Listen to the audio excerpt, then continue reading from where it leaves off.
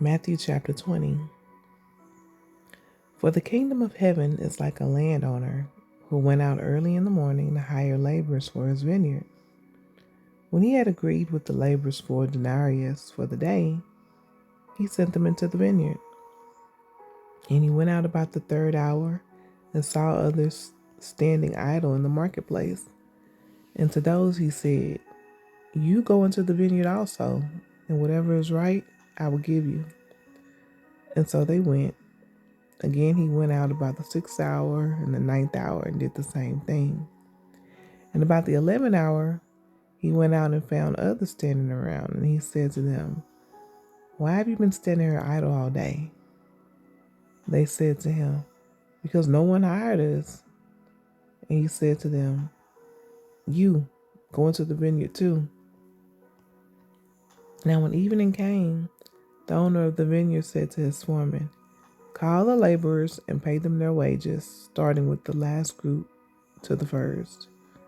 When those hired about the 11th hour came, each one received a denarius.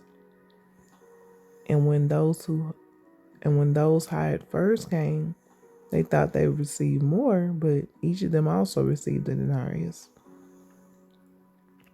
When they received it, they grumbled at the landowner, saying, "These who had hired last worked only 1 hour. You have made them equal to us, who have borne the burden of the day's work in the scorching heat." But he answered and said to one of them, "Friend, I am doing you no wrong. Did you not agree with me for a denarius? Take what is yours and go. But I want to give to this last person the same as you. Is it not lawful for me to do what I want with what is my own? Or is your eye envious because I'm generous? So the last shall be first, and the first last."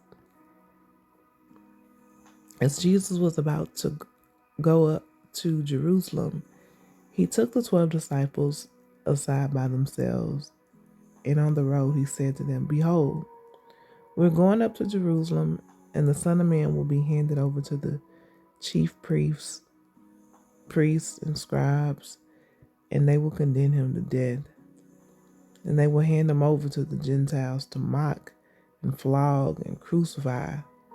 And on the third day, he'll be raised up." Then the mother of the sons of Zebedee came to Jesus with her sons, bowing down and making request of him. And he said to her, "What do you desire?" She said to him, "Say that in your kingdom these two sons of mine shall sit, one at your right and one at your left." But Jesus replied, "You do not know what you're asking. Are you able to drink the cup that I'm about to drink?" They said to him, "We are able." And he said to them, "My cup you shall drink, but to sit at my right and at my left is not mine to give, but it is for those whom it has been prepared by my Father." After hearing this, the other 10 disciples became indignant with the two brothers. But Jesus called them to himself and said, "You know that the rulers of the Gentiles domineer over them, and those in high position exercise authority over them.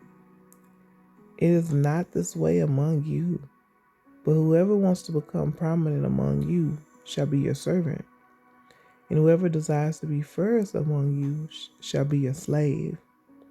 Just as the Son of Man did not come to be served, but to serve, and to give his life as a ransom for many." As they were leaving Jericho, a large crowd followed him, and two people were blind, sitting by the road. Hearing that Jesus was passing by, cried out, "Lord, have mercy on us, Son of David." But the crowd sternly warned them to be quiet. Yet they cried out all the more, "Lord, Son of David, have mercy on us." And Jesus stopped and called them and said, "What do you want for me to do for you?" They said to him, Lord, we want our eyes to be open. Moved with compassion, Jesus touched their eyes, and immediately they regained their sight and followed him.